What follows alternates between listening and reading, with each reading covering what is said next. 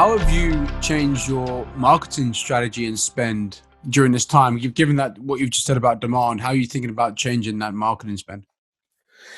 Well, in two ways. First of all, we've stopped completely the marketing, the so-called non-performance marketing. We have a very clear separation between performance and non-performance.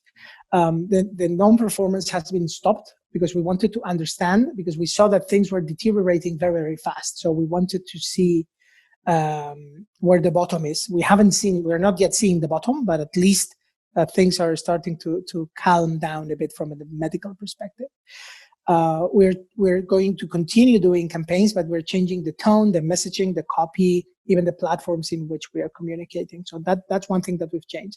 Now, on the marketing spend, the more performance marketing, the distribution marketing, if you will, we've changed, for example, the CPC models to pure success-based models, meaning we are not doing any campaigns on Google for which we pay for a CPC that then we need to track if it becomes a conversion, which eventually becomes a stay, so we can deduct the ROI from that campaign or that click specifically and see how efficient or inefficient it is. We've shut down completely that, and we have activated risk-free bookings, which means we only pay not at the time of booking, but post-stay.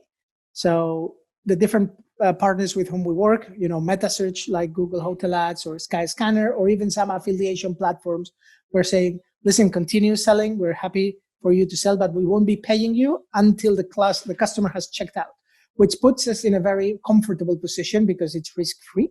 We don't want to kill the business that's coming in. Those bookings I was mentioning for Q4, we want to stimulate that demand as much as we can, but in a logical and kind of a smart way. So those meta search engines, Google, they've been pretty flexible in adapting their model in that sense.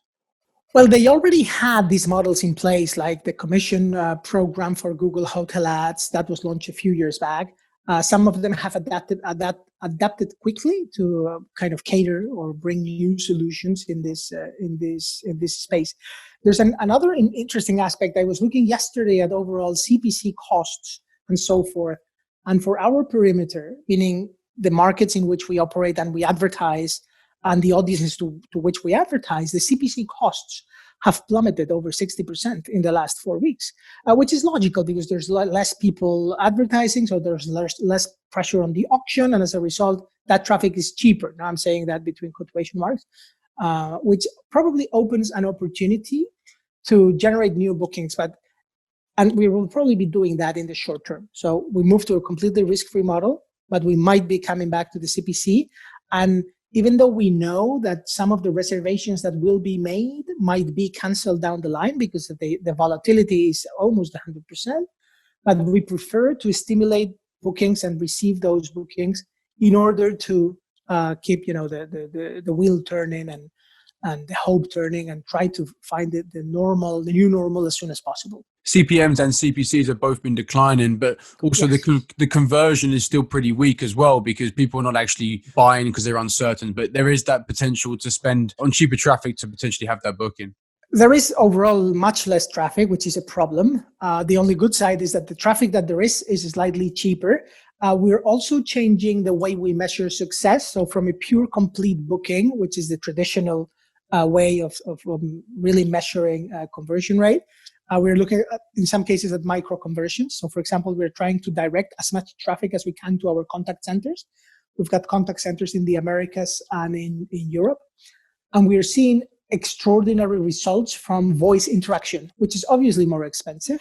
But we also are seeing higher ticket prices and better ability to convert, because in these times of uncertainty, people want to know things. They ask a lot of questions, which maybe they could be answered on the web, but if there's a human at the other end of the line, people prefer to interact with the human.